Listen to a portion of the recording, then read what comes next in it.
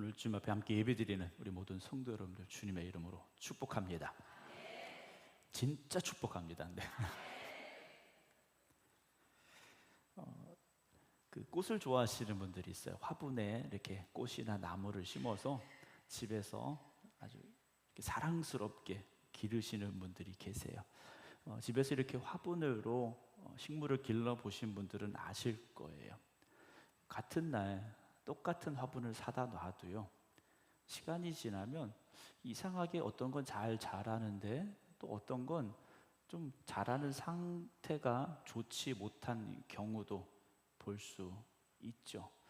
또 상황이 전혀 다르다면 어떤 건 햇빛이 잘 들고 바람이 잘 통하는 곳에 있는데 어떤 건 햇빛도 잘 들지 않고 바람도 잘 통하지 않는 곳에 둔다면 첫날, 둘째 날 비슷하겠지만 일주일, 이주일, 한 달, 두 달 지나면 이 화분의 상태가 전혀 다르다라는 것을 우리가 알 수 있어요. 보통 저희도 이제 화분으로 이렇게 강단을 장식하게 되는 경우들이 있는데 꽃집에서 얘기를 해요. 교회에다 놓을 거다 그러면 상당히 심각해지세요. 왜냐하면 아무리 좋은 걸 팔아도 교회는 일단 햇빛이 잘 안 들어오고, 두 번째 통풍이 잘 안 돼요. 환기가 잘 안 돼요. 그러다 보니까 일반 가정이나 어떤 뭐 회사 로비 이런 데 놓는 것보다 수명이 짧아지게 되고 관리가 참 어렵다라는 이야기들을 하게 되죠. 그래서 저희도 강단에 올라왔다가 얘들이 좀 상태가 안 좋아진다 싶으면 다시 밖으로 나갑니다. 그래서 얘들이 재활을 해요. 네. 햇빛 잘 보고 바람 잘 통하고 비도 맞고 물도 잘 주고, 그러다 보면 다시 새순이 나와요. 그리고 나무가 튼튼해져서 다시 여기 올라오게 되죠. 뭐가 다를까라는 거죠. 나무가 나는 열심히 살아야지 뭐 그런 생각을 가지겠습니까? 기본적으로 생명을 가진 생명체들은 살아남기 위해서 최선을 다합니다. 최선을 다해요. 그런데 안타깝게도 사람은 스스로 목숨을 끊는 경우들이 있어요. 하나님이 주신 생명을 지켜가는 것, 그것이 피조물된 우리가 가지고 있는 하나님이 주신 뜻이에요. 그래서 모든 생명체들은 식물이건 동물이건 살아남으려고 몸부림을 쳐요. 그런데 사람들은요, 어느 순간 위기를 만나고 어느 순간 한계점에 도달하면 스스로 목숨을 끊는 경우가 나옵니다. 어젠가요 그제 의정부에서 또 그런 뉴스가 있었지 않습니까? 일가족이 아이들 둘은, 어린아이 둘은 죽은 채로 발견이 되고 40대 부부는 아파트에서 뛰어내린 사고가 있었습니다. 여러분, 하나님 주신 이 귀한 생명을 소중히 여기시고 힘들고 어려운 상황에서 절망하거나 좌절하지 마시고 하나님이 나의 목자가 되심을 고백하며 믿음으로 다시 일어서시기 바랍니다. 다시 말씀으로 돌아가 보면 사실 화분에 심겨진 나무나 꽃은요, 자기 의지와 전혀 상관이 없습니다. 그 기르는 사람이 너는 햇빛 좋은 데 있어. 그럼 거기 있어야 되는 거고, 너는 여기 그늘에 있는 게 여기가 좀 잘 어울릴 것 같아. 그러면 거기다 놓게 되는 거죠. 어느 자리에 있는가가 식물에게 있어서는요, 건강하게 잘 자랄 수 있는 환경이 되기도 하지만 자신의 기대와는, 자신이 원하는 바와는 달리 시들어지는, 그래서 때로는 죽어가는 자리가 될 수도 있습니다. 여러분, 우리의 믿음은 어떨까요? 우리의 신앙연을 갑자기 뻥 튀기듯이 뻥 튀겨져서 반석 같은 믿음이 되어지느냐? 그렇지 않아요. 또 그 좋았던 믿음이 어느 날 하루아침에 갑자기 주저앉느냐? 그렇지도 않아요. 과정이 있는 거죠. 근데 우리는 어느 날 결과만 보고 그렇게 생각할 때가 있습니다. 우리가 무엇을 가까이 했는지에 따라, 우리가 무엇을 보았는지, 무엇을 들었는지, 누구와 함께 했는지에 따라 오늘 우리의 영적인 상태는 성장하고 있는지 아니면 침체되고 있는지가 달라지게 된다라는 거죠. 요즘 새벽 예배 시간에 시편의 말씀을 함께 나눠가고 있습니다. 시편에 보면요, 기쁨의 시도 있지만 슬픔의 시도 있고요, 찬송의 시도 있지만 탄식의 시도 있어요.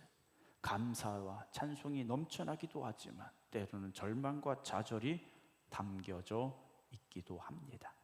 오늘 그 시편의 시작인 시편 1편의 말씀을 다시 함께 나눠보려고 합니다. 시편 1편은 너무 많은 성도들이 좋아하는 시편이기도 하고 잘 외우기도 하시고 그러세요. 나는 못 외우는데 낙심하실 필요 없습니다. 못 외우시면 한 번 더 읽으시면 돼요. 오늘 이 말씀을 함께 나누려는 것은, 오늘 이제 이번 주부터 속회 방학을 하잖아요. 속회 방학을 하는데 방학 숙제 같이 여러분들이 들으시면 좋겠어요. 숙제는 점검이 있습니다. 오늘 여러분들의 신앙이 어떤 자리에 있다고 생각을 하십니까? 오늘 1절 보게 되면, 복 있는 사람은 악인들의 꾀를 따르지 아니하며 죄인들의 길에 서지 아니하며 오만한 자들의 자리에 앉지 않는다 그랬어요. 자, 첫 번째 따라간다라는 게 나오고요, 두 번째 길에 선다라는 표현이 나오고, 세 번째 어떤 말이 나옵니까? 앉는다라는 말이 나와요. 자리에 앉는다. 우리가 처음에는 다른 사람의 생각을 잠시 따라갈 수 있어요. 누군가를 그냥 따라갈 수 있어요. 그런데 따라가다가 그 자리에 멈추게 되고, 마침내는 그 자리가 점점 더 익숙해지고 편안해져서 앉아있게 될 때가 있다라는 거죠. 분명히 처음에는 내 생각이 아니었어요. 다른 사람의 생각이었습니다. 그런데 그 생각이 어느 순간 내 생각이 되죠. 처음에는 그냥 잠깐 걸어간 길이었습니다. 그런데 한 걸음 두 걸음 하루 이틀 걷다 보니 그게 내가 가는 길이 돼버리죠. 처음에는 상당히 불편하고 어색했던 자리예요. 그러나 어느새 떠나기 싫은 자리가 되는 거죠. 우리가 지난번에 자리를 좀 바꿔서 앉으시라고 제가 말씀을 드렸잖아요. 근데 다시 다 원래대로 돌아가셨어요. 처음부터 여기가 여러분들의 자리였습니까? 아니죠. 그렇죠? 처음부터 나는 태어날 때부터 이 자리에 앉아 있었다 하시는 분 아무도 없어요. 시온이는 자기 의도와는 상관없이 엄마 아빠가 앉은 자리에 앉아 있겠지만, 여러분들은 어느 누구도 태어날 때부터 이 자리에 앉아 있던 분은 없어요. 처음에 여러분들이 교회에 들어오셨을 때 상당히 불편한 자리였을 수도 있고 어색한 자리였을 수도 있어요. 그런데 지금 어떻습니까? 이 자리가 제일 편해요. 그래서 딴 데 앉으라고 해도 안 앉아요. 보통 연합 집회나 이럴 때 다른 교회 성도님들도 오고 이러니까 하게 되는 광고가 꼭 있어요. 앞자리부터 좀 앉으시라고. 근데 왜 뒤에 앉으실까요? 앞자리는 왠지 불편해요. 막 은혜를 받을 것 같고 성령의 불이 임할 것 같고 막 이러니까 앞자리는 좀 피하세요. 그래서 저쪽 뒤쪽에서 좀 이렇게 누가 은혜 받나 이렇게 보려고 하시고 편한 자리를 찾게 되죠. 지금 여러분들이 앉은 자리가 우리 교회에서 여러분들이 가장 편한 자리예요. 그렇지 않습니까? 여러분, 오늘 이 말씀을 다시 보면요, 복 있는 사람과 누가 나옵니까? 악인들이 나와요. 여기서 악인은 죄 많은 사람들을 표현하느냐? 그렇지 않습니다. 물론 그 사람들도 포함이 되지만 넓게 보면 하나님 없이도 내 생각대로 내 판단대로 살아갈 수 있다고 생각하는 사람이에요. 여러분, 죄는 뭡니까? 하나님의 뜻에서 벗어난 게 죄예요. 그러니까 내 생각이 먼저가 되고 내 주장이 먼저가 되면 여러분 이미 그것은 죄의 길로 들어서기 시작했다라는 거예요. 그래서 하나님의 길에서 벗어난 사람들이라는 거죠. 이 사람들은요, 하나님의 말씀과 경고를 가볍게 여기고 있다라는 거예요.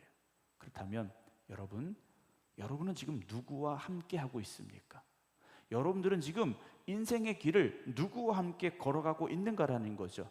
나는 내 주장대로 내 생각대로 살고 있어요 라고 여러분 생각하시지만 실제는 누군가의 영향을 분명히 받았기 때문에 그 길을 가고 있는 거예요. 자, 부부는 살아가면서 어떻게 한다고 그럽니까? 닮는다라고 말해요. 원래 똑같진 않습니다. 그런데 5년, 10년, 20년, 30년 살다 보니 닮아갔더라는 거예요. 그래서 저도 이렇게 많은 분들을 뵈면 한 50, 60이 넘어가면 입맛이 비슷해지고 취향이 비슷해지고 성격도 비슷해지는 경우가 많아요. 부인하고 부정하시는 분들이 좀 있죠. 나는 내 남편과는 절대 달라요. 어떻게 내가 똑같을 수 있을까? 하시는 분도 계시겠지만 그건 자기 생각이고, 옆에서 보면 많이 닮아 있습니다. 왜 그럴까요? 늘 보기 때문에 그렇죠. 여러분, 자주 만나는 사람의 말투를 닮아가게 돼 있습니다. 가까이 하는 사람의 생각을 받아들이게 돼 있어요. 그러면서 가까이 하고 자주 하다 보니 신뢰하게 되면 그 사람의 판단을 따라가게 돼 있어요.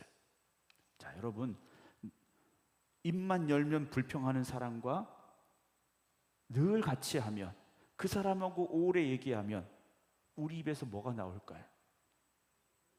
인정하기 싫으시죠? 감사보다는 불평이 먼저 나오게 됩니다. 누군가의 허물을 지적하고 책망하는 사람과 자주 말하다 보면 우리도 모르게 판단하는 사람이 돼요. 세상적인 성공을 쫓아가는 사람과 계속 어울리다 보면 우리도 그래야 되는 것처럼 생각이 들어요.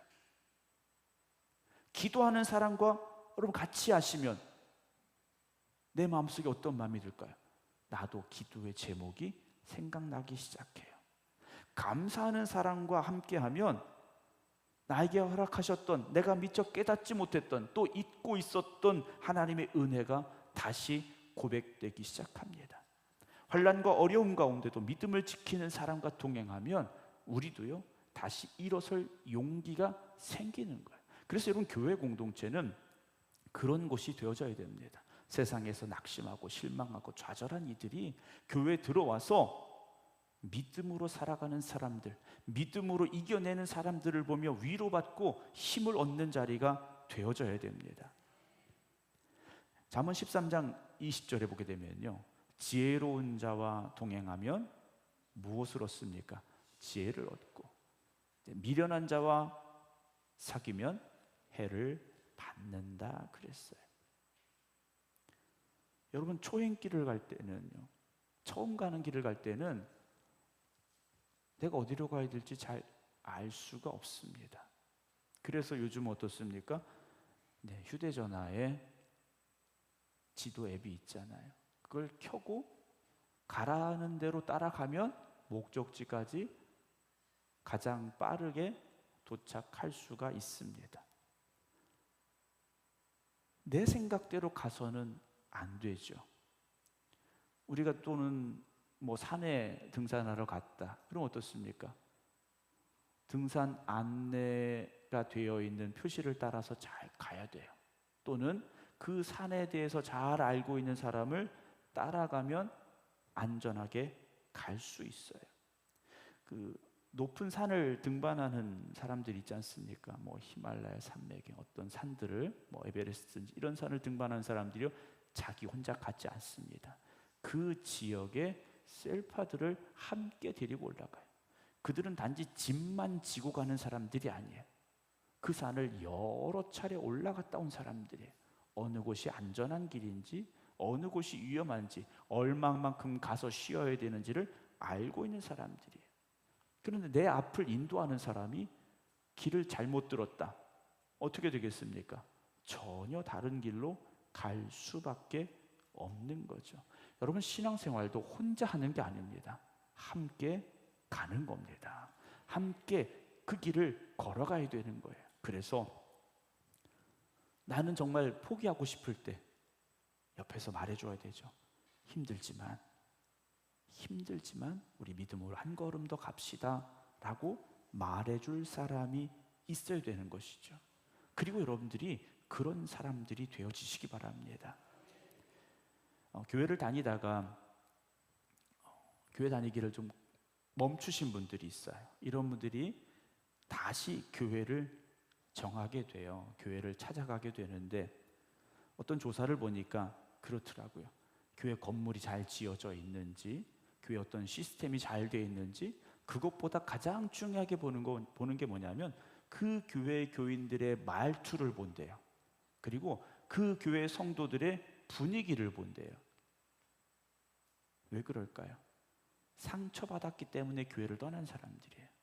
누군가의 말 때문에, 어떤 누군가의 일 때문에 상처받아서 교회를 떠났던 사람들. 그래서 이 사람들이 교회를 들어올 때는요, 그 사람들의 말이 사랑의 말인지, 그 교회의 분위기가 행복하고 즐거운지를 보게 된다라는 거죠. 여러분, 오늘 우리가 누구와 함께 길을 가기를 원하십니까? 여러분들은 누구와 함께 길을 가기를 원하십니까? 그 기대하는 그 사람이 바로 여러분들이 되시기를 주님의 이름으로 축원합니다. 1절을 다시 보게 되면 복 있는 사람은 악인들의 꾀를 따르지 않는다 그랬어요. 악인들의 꾀, 아까 말씀드렸지만 하나님 없이도 살아갈 수 있다고 생각하는 사람들의 말이죠.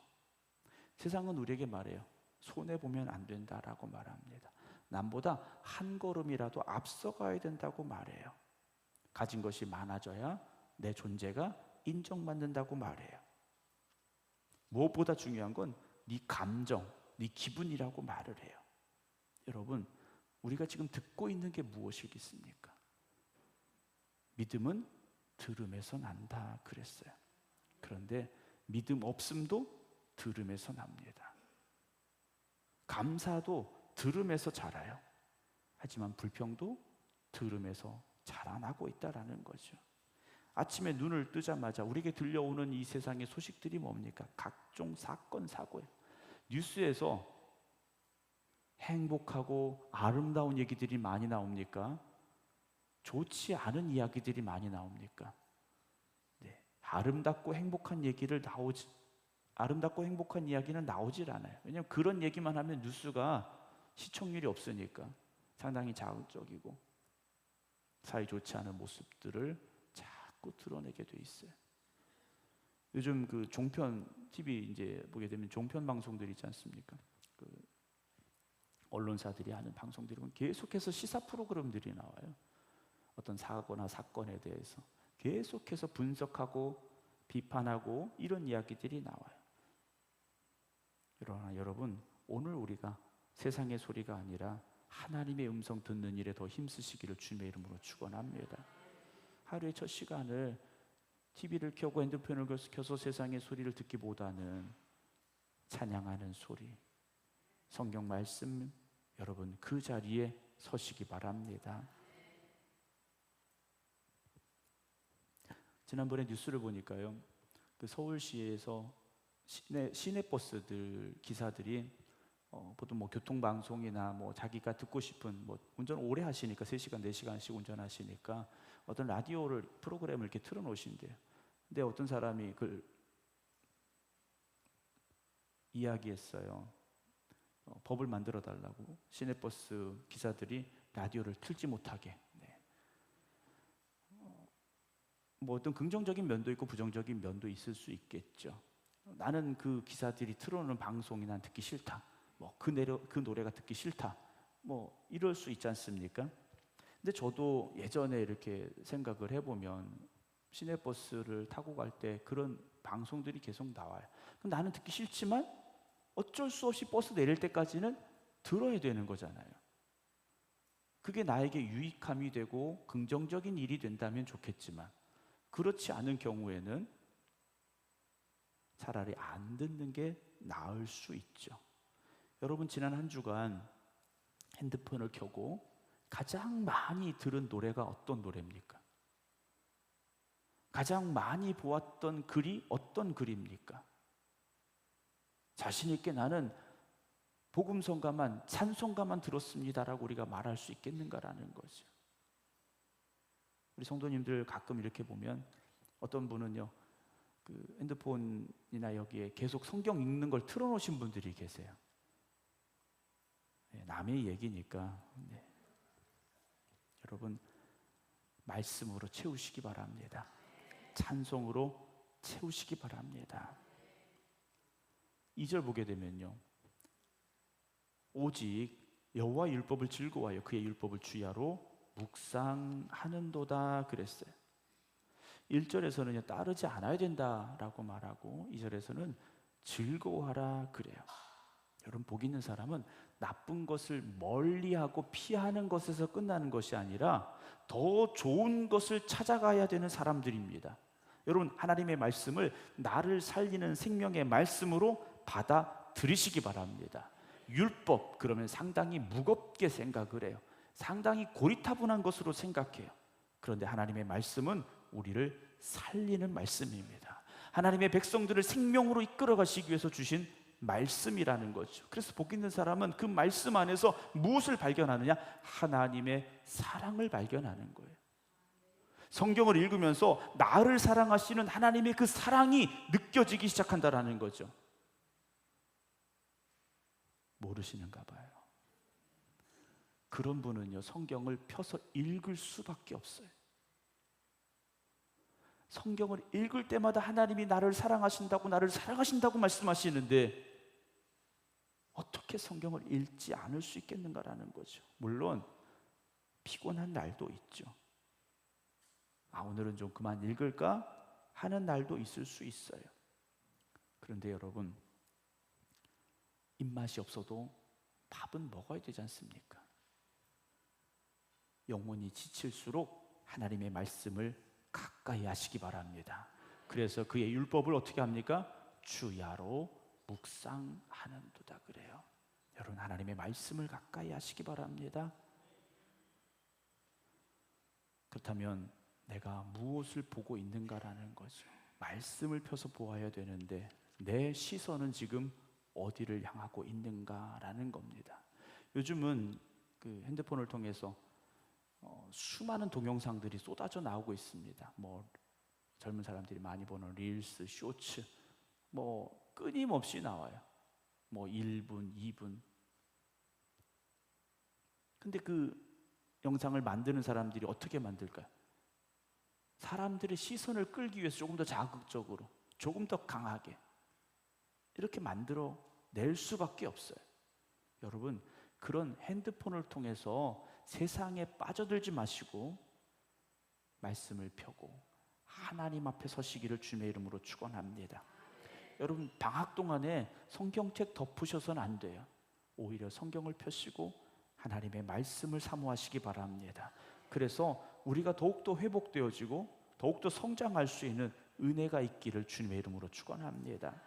그래서 하나님의 말씀을요, 주야로 묵상한다 그랬어요. 묵상이라는 것은요, 히브리어로 하가라는 말인데요, 이 말은 작은 소리로 읊조리고 되뇌이며 그 다음에 뭐라냐? 깊이 생각한다라는 말씀이에요.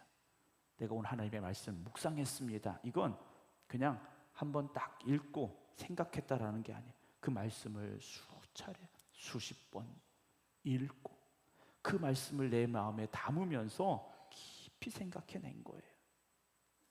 성경을 읽을 때 방법이 여러 가지가 있지만 어떤 분은 속독을 하죠. 빨리빨리 읽는 경우. 저희가 성경 일독한 적이 있지 않습니까? 그때는 일단 빨리 읽는 거였어요. 그렇죠?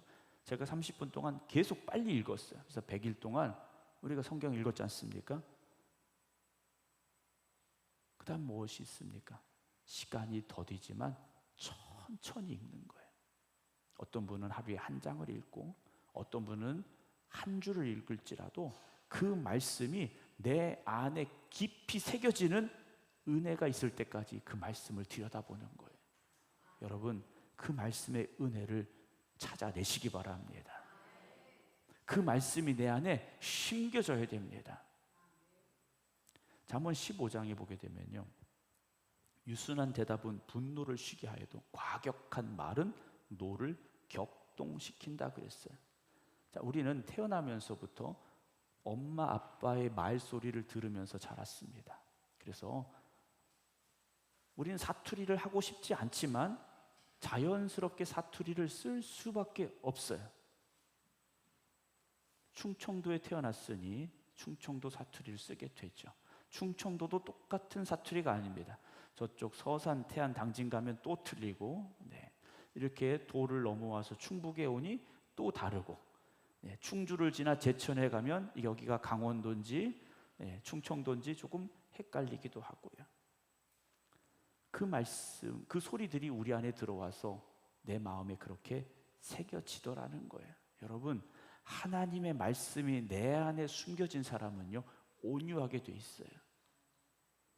여러분, 누군가 이렇게 대화를 하다가 과격한 말을 한다던가 비난의 말을 한다던가 좀 신경질 나게 하는 말을 한다, 그러면 그렇게 생각하십시오.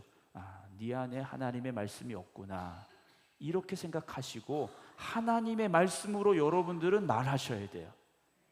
똑같은 말로 하시지 말라는 거예요. 여러분, 날도 더운데 똑같은 말로 대꾸하다 보면 어떻게 되겠습니까? 싸우시진 않겠지만 서로 기분이 좀 안 좋아질 수는 있겠죠. 이제 식사하시러 점심시간에 우리 함께 식사를 하는데, 그렇지 않습니까? 간이 좀 셀 수도 있고 간이 조금 약할 수도 있어요. 그렇지 않습니까? 제가 먹어봐도 어떤 때는 조금 짭짤할 때도 있고 어떤 때는 조금 싱거울 수도 있어요. 그리고 고춧가루를 제가 요즘 교회 고춧가루 먹으면 상당히 맵습니다. 네. 상당히 매운데 제가 고춧가루를 뭐 이제 김치를 하시고 이럴 때 먹으면서 말할 수 있잖아요. 아, 권사님 오늘 고춧가루가 왜 이렇게 매워요? 다른 거 없어요? 네, 이럴 수 있잖아요. 제가 그렇게 말한 적은 한 번도 없는데, 네. 그렇게 말할지라도 여러분들이 목사님 그럼 드시지 마세요. 네. 이러시면 여러분들의 마음속에 하나님의 말씀이 없는 거예요. 그렇지 않습니까? 성도 여러분, 말씀이 그 안에 충만한 사람은요, 그 말씀이 나오게 돼 있어요. 말씀이 없기 때문에 우리의 말이 다른 사람에게 상처가 된다라는 거죠. 여러분, 하나님의 말씀 속에서 하나님을 만나셔야 되고요, 그 말씀이 내 안에 충만해지기를 사모하시길 주의 이름으로 축원합니다. 3절 보면 그는 시냇가에 심은 나무가 철을 따라 열매를 맺으며 그 잎사귀가 마르지 아니함 같으니 그가 하는 모든 일이 다 형통하리로다 라고 되어 있어요. 자, 이 나무가 이 나무에게 있어 지금 가장 중요한 건 뭐냐면 어디에 심겨졌는가예요. 시냇가에 심은 나무다라고 되어 있어요. 시냇가는 물이 계속해서 흘러가는 곳이지 않습니까? 여러분, 나무는 스스로 물을 만들어낼 수 없어요. 그리고 봄철이 되면 고로쇠 나무에서 고로쇠 수액을 받아서 먹습니다. 자, 고로쇠 나무가 물을 스스로 만들어내느냐? 그렇지 않아요. 뿌리에서부터 그 물을 빨아들여서 뿜어내는 거지 않습니까? 뿌리를 통해서 생명이 공급되어질 때 잎이 무성해지고 꽃이 피고 열매를 맺을 수가 있는 거예요. 여러분, 우리가 스스로 힘을 낼 수 있고 스스로 열매를 맺을 수 있느냐? 절대 그럴 수 없습니다. 여러분, 우리가 오늘도 예배드리고 이 시간에 기도하고 찬송하고 말씀 나누고 성도 간의 교제가 있는 것은요, 하나님이 주신 은혜의 자리에서 하나님이 주시는 생명을 공급받는 자리이기 때문이죠. 여러분, 이 자리를 잘 지켜 가시기 바랍니다. 자, 그렇다면 마지막 한 가지만 더 말씀을 드리겠어요. 나는 매일 무엇을 하고 있는가라는 거죠.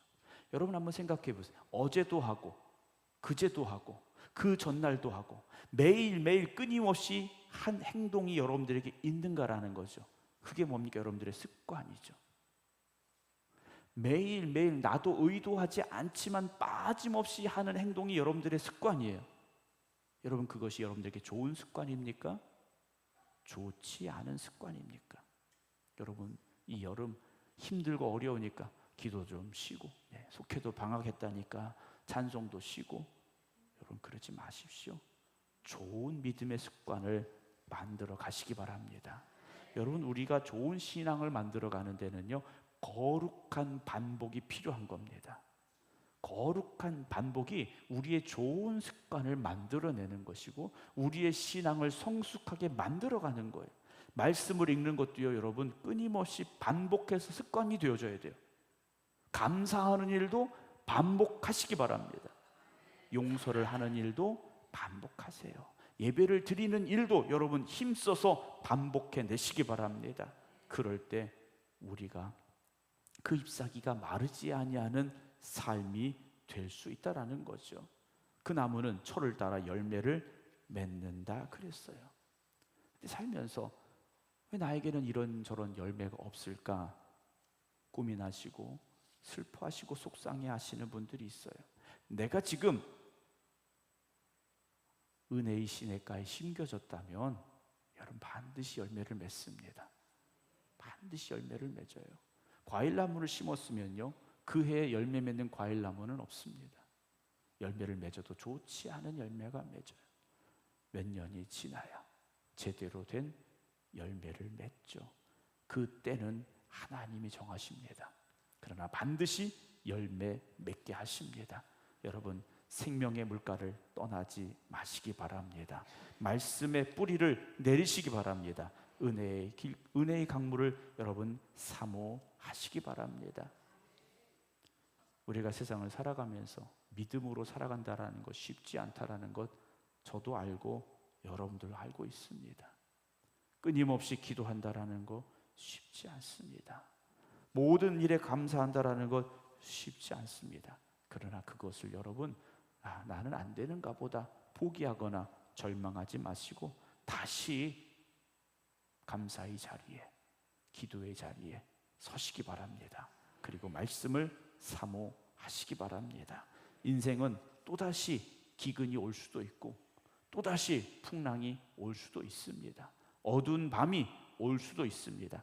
그러나 그 인생의 어둠의 시간에 여러분 하나님을 바라보시고 믿음으로 나아가는 삶이 되어지시기 바랍니다. 여러분은 복 있는 사람입니다. 그렇기 때문에 하나님이 오늘 여러분들을 여기 부르셨습니다. 은혜로 살아가시고 기쁨으로 살아가시고 감사함으로 살아가시고 순종으로 살아가는 저와 여러분들이 되기를 주님의 이름으로 축원합니다. 기도하겠습니다.